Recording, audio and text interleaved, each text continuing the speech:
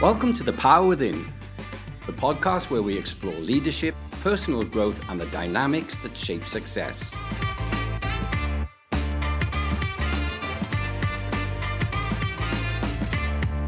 I'm Keith Power, and each week I sit down with inspiring individuals who share insights on leading with impact, building resilience, and unlocking potential. Through their experiences, we'll uncover the mindset and strategies that drive meaningful growth. Whether you're looking to evolve as a leader or gain new perspectives, this podcast is here to guide you. Today, I'm honoured to welcome Sir Clive Jones CBE, who's been a major figure in British broadcasting. As we explore more stories of resilience, growth, and the power of determination. Leading major networks such as ITV, Carlton Television, and GMTV. A former journalist, he has shaped the media landscape for decades. Beyond television, he has chaired humanitarian organisations like the Disasters Emergency Committee, leading fundraising efforts of over £500 million. His work in governance includes roles with Ofcom, Sightsavers, and the Runnymede Trust. Knighted in 2019 for services to humanitarian causes, Sir Clive is a champion of leadership, diversity, and strategic impact. Clive's leadership has influenced sectors ranging from media to charity, regulation, and education. In this episode, we'll dive into Clive's insights on navigating major industry shifts, leading through crises, and making an impact at scale.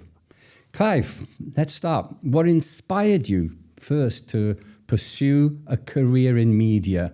Did the early experiences shape your leadership approach? I never intended to go into the media, actually, Keith. It was a complete accident.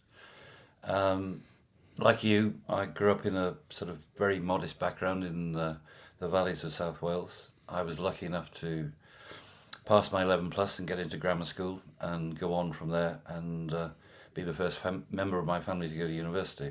When I was about to graduate from the LSE, I decided I had a place to do a PhD in international relations, Chinese foreign policy. But I decided at the last minute that actually I wanted to work for a bit before I sort of pursued my academic career.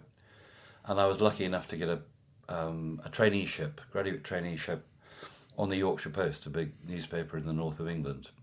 And that took me into journalism. I thought it was just for a couple of years and I would then go back to academia and be able to earn a bit of money on the side as a freelance journalist. And of course, I never went back. I discovered that I love journalism. I like reporting. I like news. I like the pace of it. So I chose to stay as a journalist and work my way up in newspapers. I became the assistant editor of the Sheffield Morning Telegraph. And I discovered very quickly that newspapers are the ultimate management training scheme. You don't need to go on a business course. If you want to learn how to run a company or run a business, go into journalism, go into a newsroom, because every day, whether it's in newspapers or television, you're faced with an amazing challenge. You arrive in the office, you don't know what's going to happen, you don't know what the news is going to be. You've got to shape the agenda, you've got to decide the news priorities for that day. You have to brief your team, you have to send them out to gather the news, you have to get them back in, you have to edit the news, you have to shape the running order, you have to deal with all the logistics of getting either the newspaper out or the television program out. Then you have to, in the case of a television, you go into the box, you produce the show, and half an hour or an hour later, it's over.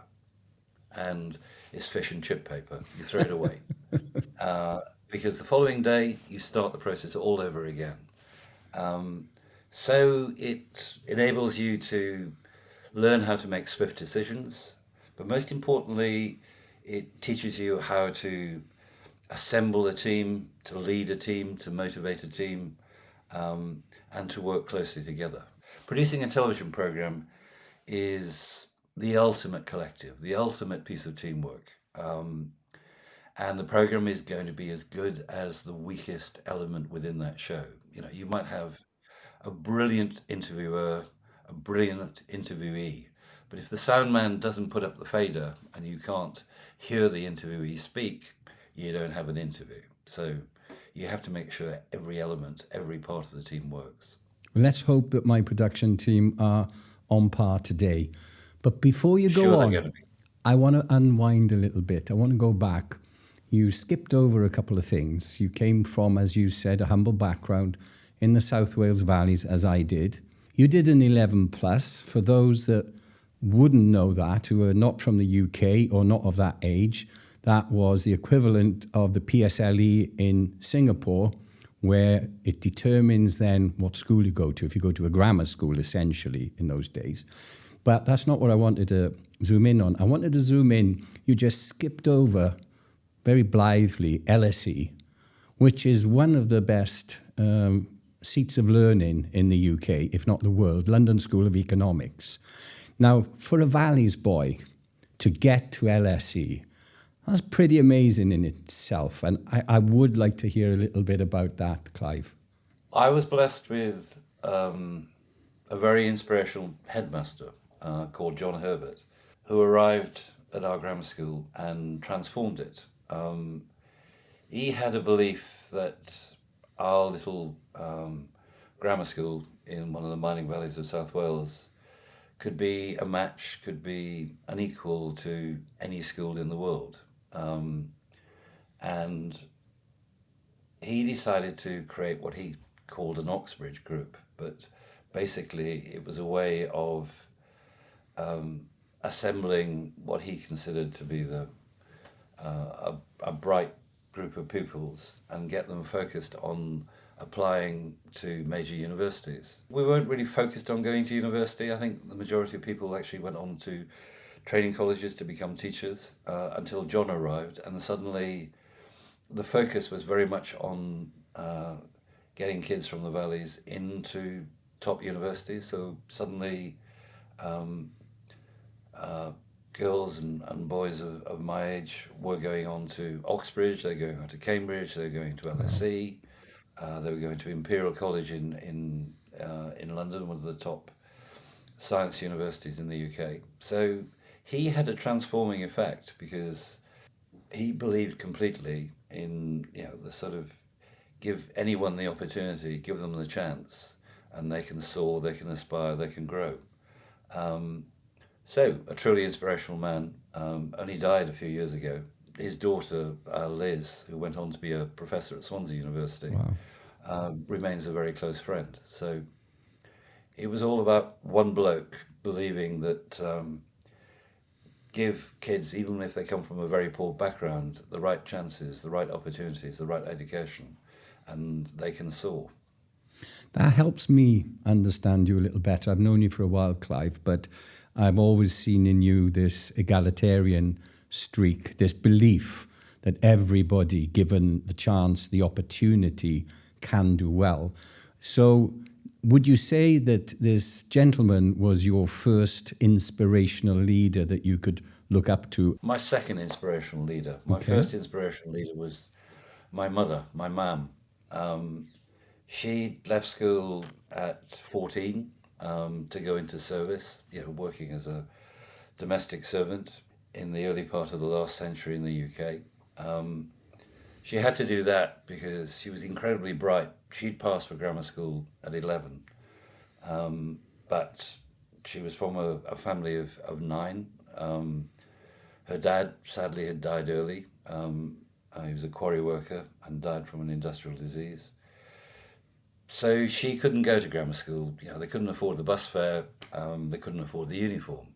So my mum was very much obsessed on, when she eventually got married and had kids, me and my brother, she was completely focused on us having a good education.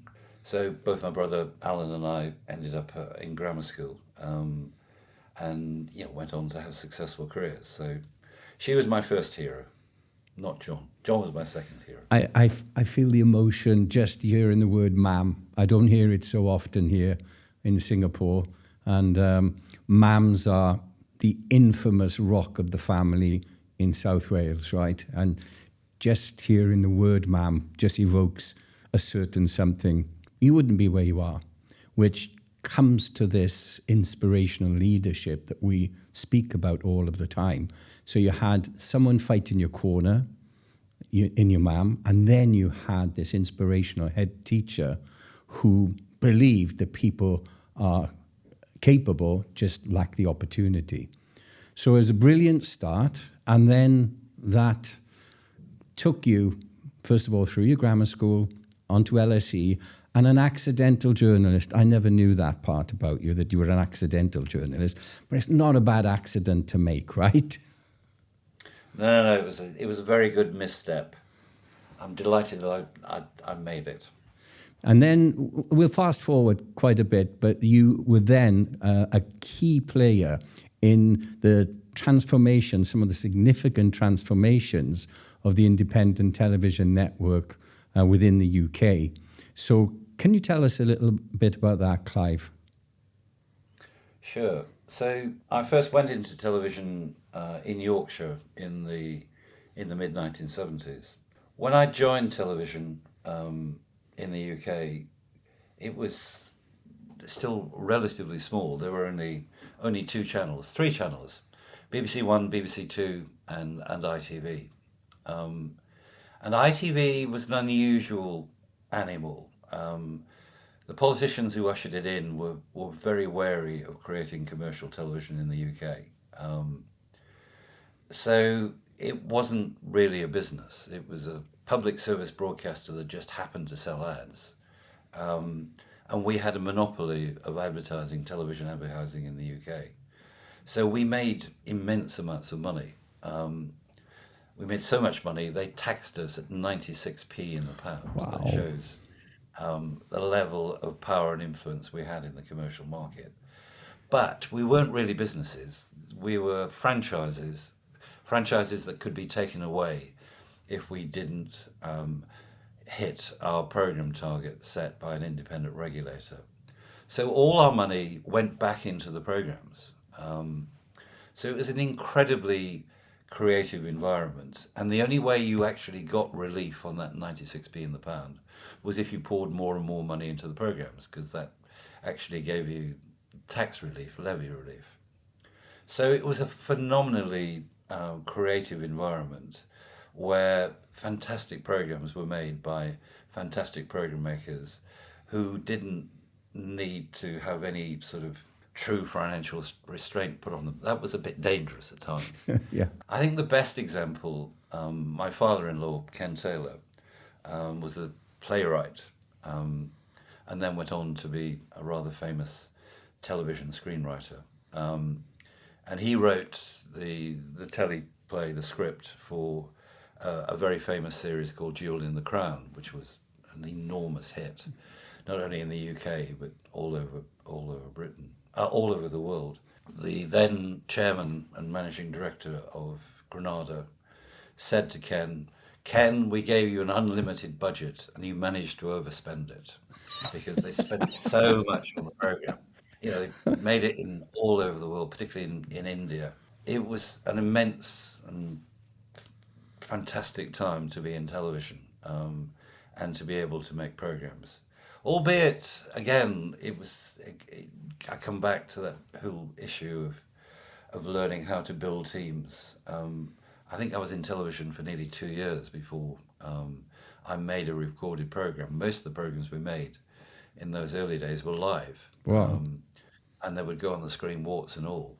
I didn't make drama, but you know, even television dramas were often made live in the early days of TV. But it then began to evolve. You know, competition began to mount. Margaret Thatcher decided that television companies could become businesses. Spectrum, Channel 4 came online, Sky came online, and we were allowed to become companies. And slowly we had been divided up into regional franchises right across the UK. because they were fearful that if we were all together as one company, we would have this massive monopoly and Right. completely distort the market. But slowly, as other competition came in from satellite and cable, we were allowed to merge, and we became quoted on the stock market. We became fully fledged businesses. So those of us who'd gone into the business because we were program makers and we thought we had that sort of ability and that sort of focus, suddenly were faced with the challenge of becoming businessmen as well. And that was tough. And that was a learning process because we made mistakes. We sometimes made terrible mistakes. But we suddenly had to learn how to run a business and also do mergers and acquisitions, because one had to learn how to consolidate, one had to learn how to take over companies. So suddenly, led by my chairman and the group chief executive, we were slowly consolidating ITV. Carlton bought Central, and I was working for a joint venture company of Carlton at the time, and I went on to become the managing director of Central. We then bought ITV Wales in the West. At the same time, and by this time I think I'd become group chief executive in terms of the television division. And at the same time, Granada were consolidating and buying other regional companies. So there was then a tussle between Granada and Carlton. That was a sort of intense period of learning and growing and understanding, and making tough decisions. It inevitably means redundancies, it means restructuring, it's making very, very tough calls. So, the sort of Elysian fields we used to enjoy in terms of making programs is suddenly a much more black and white world of commercial decision making. And those commercial decisions, they became tough because they impacted on people. Restructures usually mean jobs go, right? Yep. I'd had some experiences of it at TVAM when we set up the first breakfast TV service in the UK, which is the job I did as managing editor and then editor after Yorkshire Television. But that wasn't because driven by commercialism, that was because the original creative team hadn't got the program mix right and hadn't got the editorial team right. So that was a restructuring, and a painful restructuring where we lost some really good colleagues, but we were doing it because we were driven by a creative process. So I don't know, that you can sort of work through in your brain and become comfortable with quite easily. When you're involved in a consolidation process because the industry is changing, the industry as a whole is evolving, and you're having to make tough decisions about letting hundreds, perhaps thousands of people go through no fault of their own, not because they're not doing a good job. They're doing a fantastic job. They're very talented people. They were great program makers. They were great creative technicians. It was just the business was evolving. Disintermediation was spreading out, and other channels were coming up, and we were starting to compete. Then you were making tough decisions about letting really good people go because the market was demanding it. And that was actually very difficult to deal with at times. Let's move away a little from that. You were instrumental, Clive, in founding the Creative Diversity Network, a major initiative to improve representation in the media. Why was this initiative important to you? And what progress do you think has been made in diversity in the industry since? And you and I have had discussions about this at National Theatre Wales, but I'd like you to share where that passion came from for you. It's interesting. Television in the UK tends to be dominated by sort of people drawn from very liberal with a small L backgrounds who happily espouse equality, diversity and inclusion. But actually, at that time, were doing very, very little about it. Okay. And television was my old friend Greg Dyke, who was then running the BBC, said television is hideously white, which actually didn't represent at all the nature of multicultural Britain. Of course. Britain is a very diverse society, and I'm lucky enough to live part of the time in London, which is one of the great multiracial, multicultural capitals of the world. But we didn't represent that at all in terms of our staffing.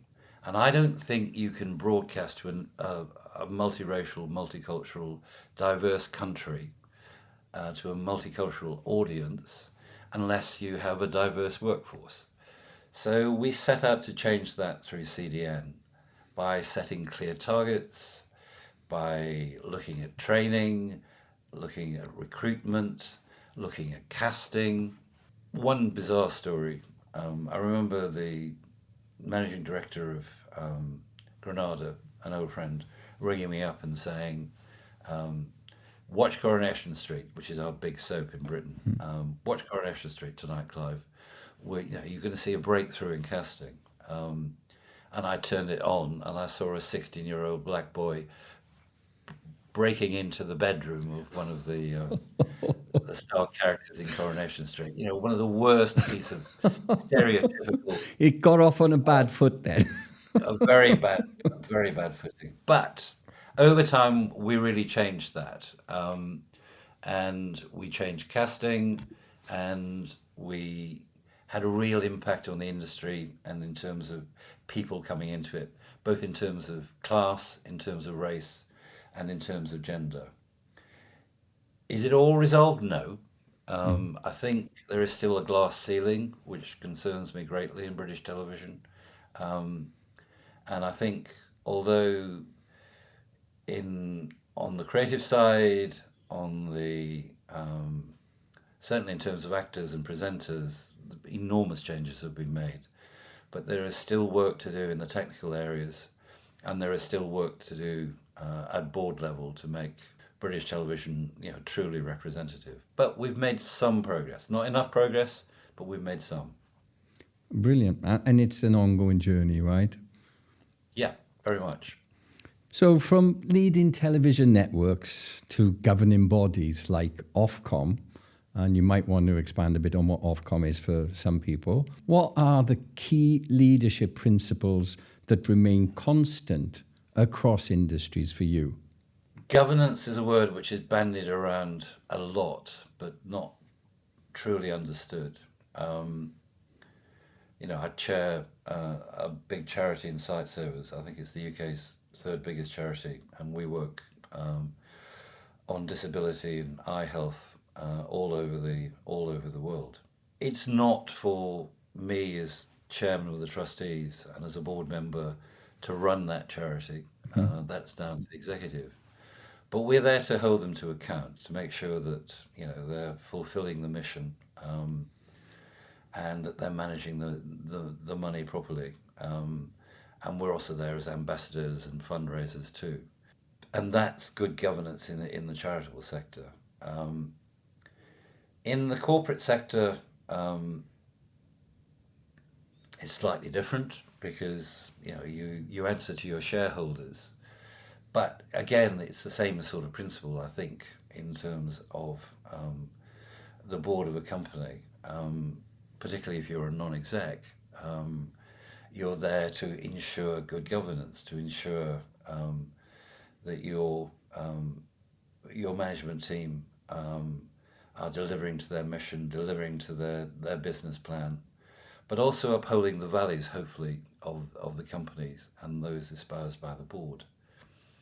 Regulator, you're in that really Ofcom. Ofcom is a TV, come broadband, come Wi-Fi, come post office, come social media regulator in the UK. And it's a regulator and also in part a think tank because media constantly evolves. So we're trying to think forward to the next generation when TV will be dominated by streamers and public service broadcasters or publicly government-owned channels may no longer exist. So there you're the interface between government and the consumer. And you're there, sort of trying to carry out the policy remit of government. We don't set policy, government set policies, regulators don't. But you're trying to interpret that policy, impose and regulate those companies that are affected by that policy, and at the same time protecting the consumer, the audience member, making sure that they get the programs that they deserve.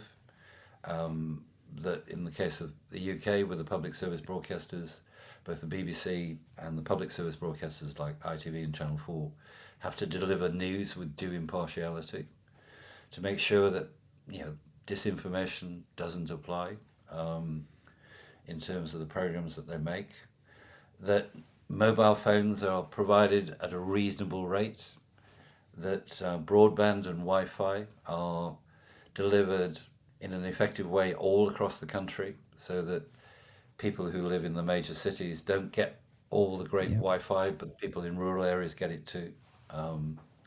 We have a lot to learn from countries like Singapore and the Far East in terms of that sort of amazing delivery of great mobile phone signals and Wi-Fi.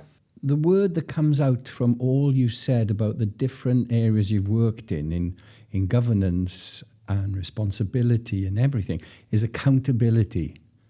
And I feel in the times that we've had together, sitting on a board together, accountability is a big thing for you. If you're a senior exec, then you're accountable to your workforce, to your senior team, and to the board who are directing you, and to your shareholders and to your customers. You have to be accountable. If you're not accountable, you're not doing your job. If you're sat on the board, it's the other way around. You hopefully are setting a strategy for the senior team.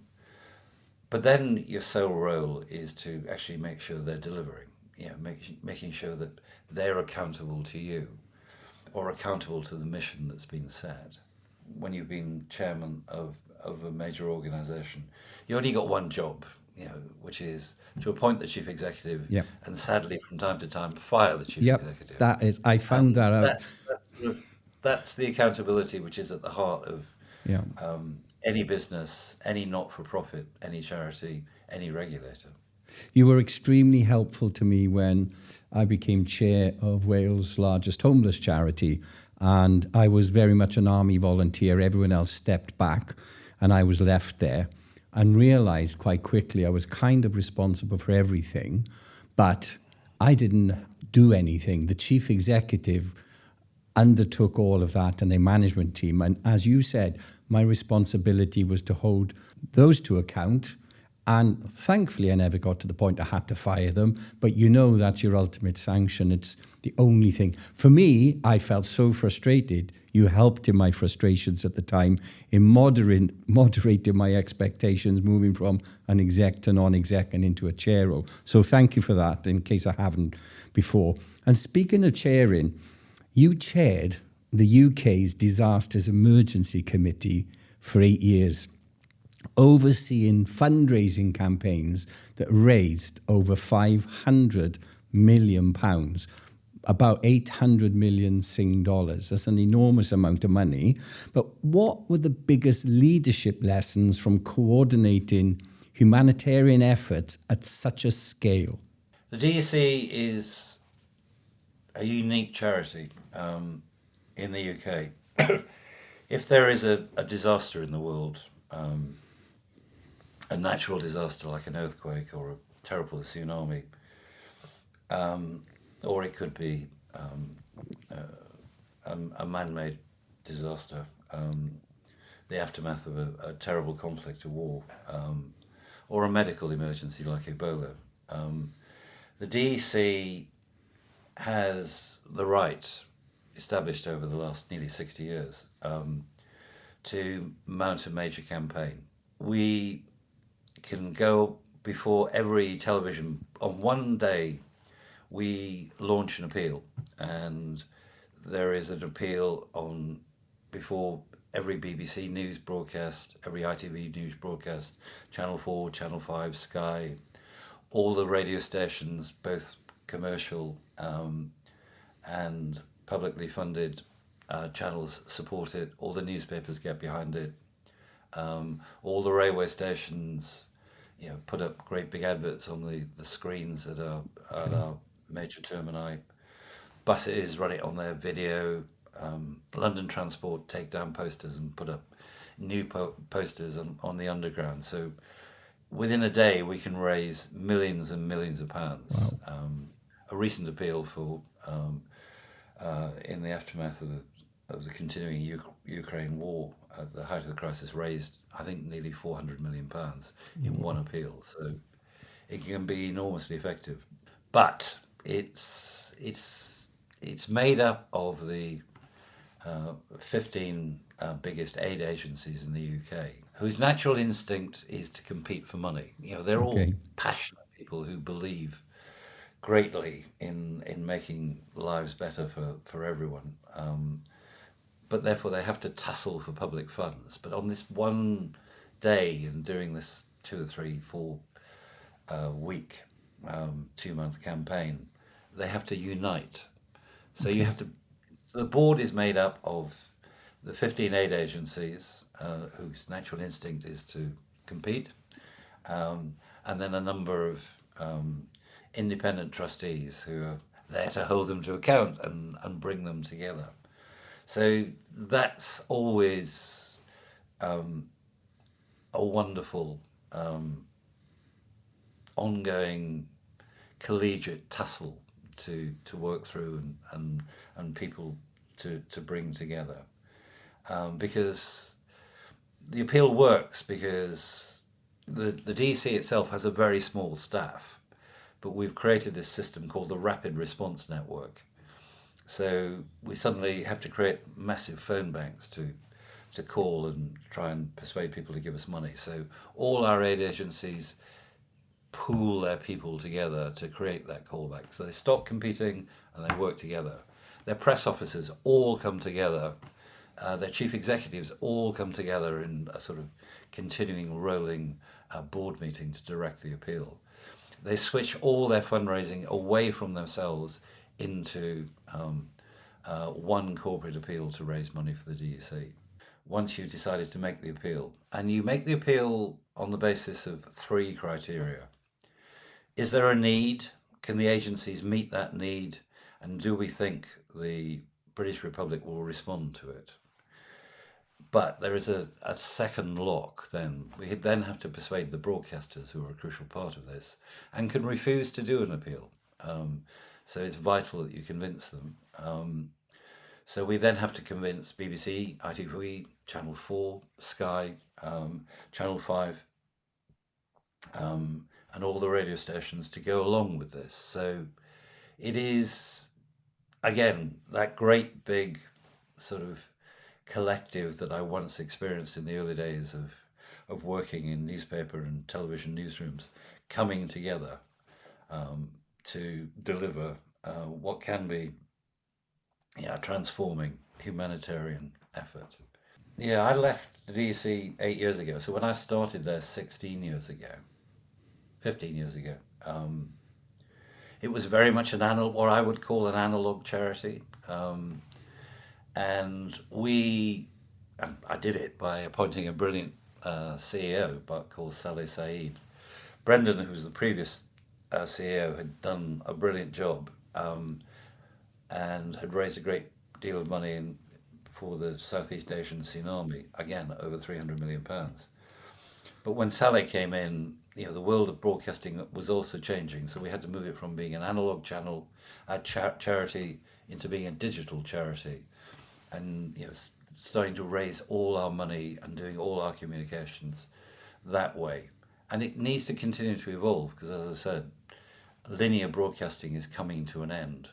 And the world of the internet and streaming presents new challenges of how we get messages out to the population and to charitable supporters. So the simple switch from analog to digital has gone much further, much faster now in the media industry, the digital disruption, the rise of streaming. What do you see as the future of television and journalism, and how should leaders in the industry adapt themselves? I think it's going to have to be a combination of government policymakers all around the world working with both international and national broadcasters and tech media providers to work out the solution for their own countries, regions, territories. Linear broadcasting is on its last legs. It will disappear within the next 5 or 10 years. The power in terms of content creation is firmly with the international streamers, because they're making great big international shows to go out to markets all around the world, and AI will speed that process. It will make dubbing even better.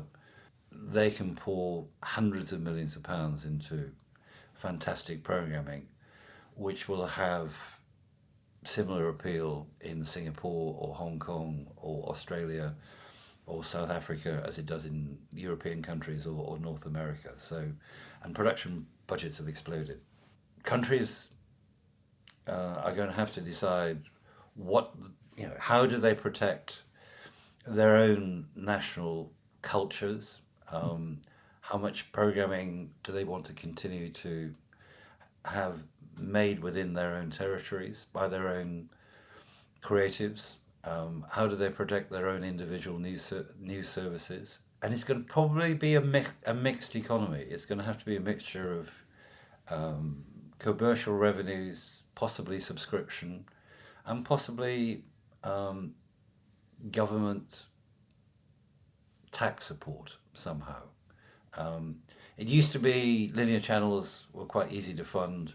You gave them scarce spectrum and they would sell advertising on that scarce spectrum and fund their programs. Well, that's not going to apply anymore. No. So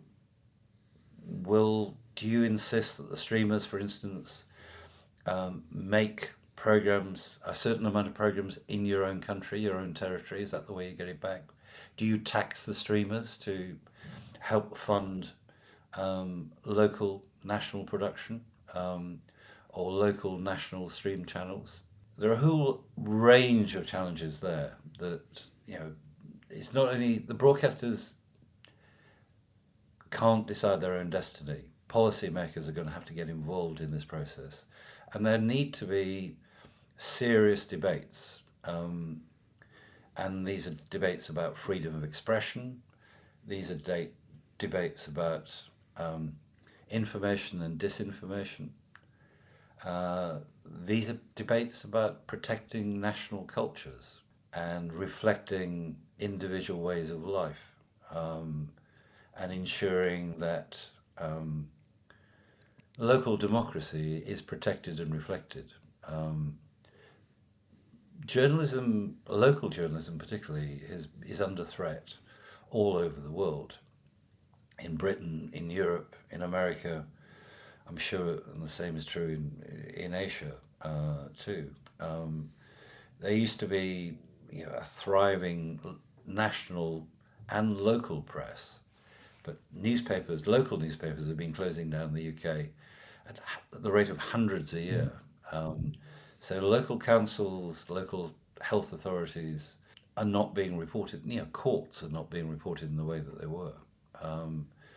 So that not only impacts on local journalism, it impacts on local democracy. How do you know what your local councillors are doing? Are they doing it on your behalf? Are they protecting your interests? Yeah. Policymakers are going to have to think long and hard about whether they wish to fund these things going forward, or just rely on information being posted on the internet by people who may or may not know the true facts. You've had a vast career, Clive. What personal habits or mindsets have helped you maintain resilience and effectiveness as a leader over the years? I'm remarkably sort of stress resistant. I very rarely panic. Um, so, however difficult the challenge, I usually think I can work my way through it. In the early days, I had a big sort of major problem with imposter syndrome. Um, I remember when Greg Dyke and I were turning around the breakfast TV channel I talked about earlier. We used to meet and say they're going to find us out because we were surrounded by all these people from Oxford and Cambridge who seemed to know what they were doing. And we were fairly young men who didn't really know what we were doing, or we felt we didn't really know what we were doing. Turned out we did, and we did turn it around, and we made it a success. But we were not convinced. I think you have to overcome those early self doubts, and you have to start to, so you have to be stress resistant. You have to believe in yourself. But then the most important thing you have to do is build a team.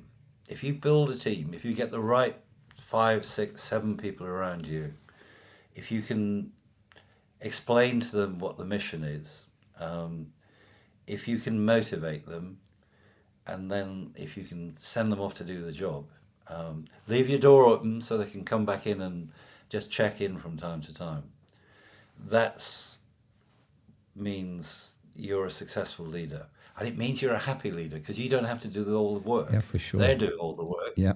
And you can sit there and go to lunch from time to time or pop home and see the kids and have a manageable life. Trying to run everything means, you work 20 hours a day, 7 days a week, and you die early. Not a good formula for a successful career. Build a good team, empower that team, and urge them to get on with it. Despite not working in the BBC, but working in the commercial sector of television, I've always seen and felt in you this feeling of public service. And that has really come out since your retirement. The charities that you've been a part of, either as a trustee, as a director, as a chair, etc. And I can reel off London Metropolitan University, National Theatre Wales, Sight Savers. What's been this driving force behind your commitment to public service? We both come from very humble backgrounds. And it's not a case I started with nought. I started with, very loving parents who wanted to give me every opportunity to get on. And I was helped and supported all the way through school, through university, by a system which meant that all my university fees were paid, all my maintenance costs through university That's were paid gone. for. That's gone By the now. government. That's gone. But I was sort of put on. It's not a case of establishing a level playing field. I wasn't anywhere near the field. I actually didn't even know what the bloody game was. But I was able to. The system put me on the field and said, "You can play this game, and it's down to you. But if you play and you play hard, you can be successful." So I think everybody should have that opportunity. I find Trump's and his administration's assault on DEI, on diversity, equality, and inclusion, profoundly wrong, profoundly unfair, and anti-human in simple terms. I think if you establish a level playing field, if you give everyone a chance, then people will bloom, people will prosper, people will develop. If you've had a successful career, you're duty bound to give something back.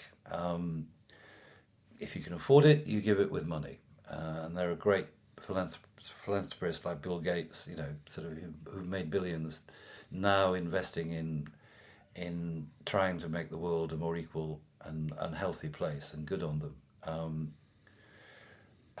If you don't have that vast wealth, you have some wealth, but you have time, you have expertise, you might have some insights, then you give that. And you get paid back in spades. You get a chance to work with fantastic people.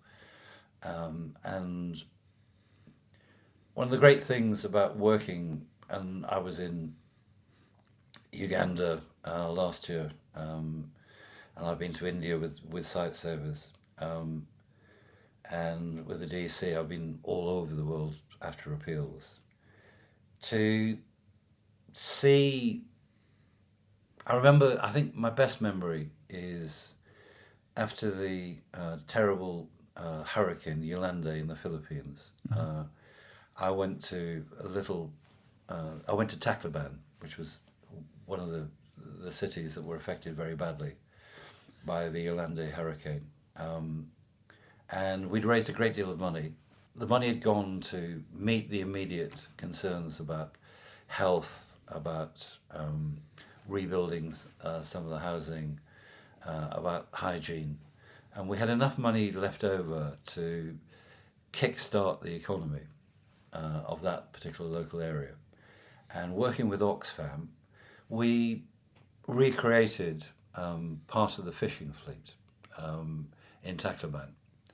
And not only through the brilliant work of Oxfam did we build a lot of boats and fly in the right engines to power those boats.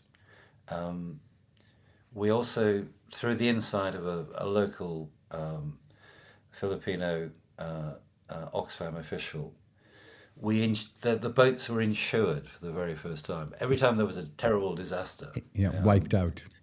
which wiped out the fishing Yeah. industry, they wiped out everything for decades because they didn't have the money to rebuild. Yeah. We were able to rebuild the boats, but most importantly, they brought in the concept of insurance. So the first couple of years of insurance policies were covered by the money we'd raised in the UK. And that, as I understand it, those insurance policies go on because the local population were able to benefit from that experience and realize that, putting a bit aside every year to buy an insurance policy, so if something terrible happened to your boat, you could replace it. That was transforming. So, give it back and pay it forward. It really It's very works out. rewarding. And I reached out, and National Theatre Wales, I reached out when I knew I was retiring. I felt that same need. Maybe it's a thing from our background, our upbringing, to give back. And I was very fortunate to come into an organisation like National Theatre Wales, which is, as was, no longer, unfortunately, due to funding being cut, etc. But then I also joined another charity, the 𝐤𝐿𝐻, which is Wales' largest homeless charity. And going out, I thought, how can I help? So I went out and I went on the breakfast run. So you're quite literally waking up people who are sleeping in doorsteps, in doorways, etc., and feeding them. But I thought, without being rude, anybody can do this, so what else can I do? And the obvious answer was to get involved in using my business skills in the organisational side of things. That worked well until I became chair. And then I found my hands were tied, as I said, that I had to take a step back. But I've not done that in Singapore, but it is a next step, and I am talking to some people here. My one question of you, probably on a personal level, knowing you fairly well, why didn't you head towards politics at some point? And why did you instead choose this real public service? I would have been a terrible politician. Too honest. Well, yeah, I have a tendency to. My instinct is always to speak truth to power. I have a great admiration for politicians. I think they're incredibly brave men and women to do the job that For they sure. do, particularly now in this sort of world of toxic social media and the way that their private lives can be invaded. So whether they're on the left or the right, to have that commitment, to have that drive to try and make the world better, is something you have to admire. But no, I would have been terrible. I instinctively say the things that I believe in you have to be a bit more thoughtful. You have to be a little bit more malleable to be a successful politician. I might have been elected once, but I think it only would have been once.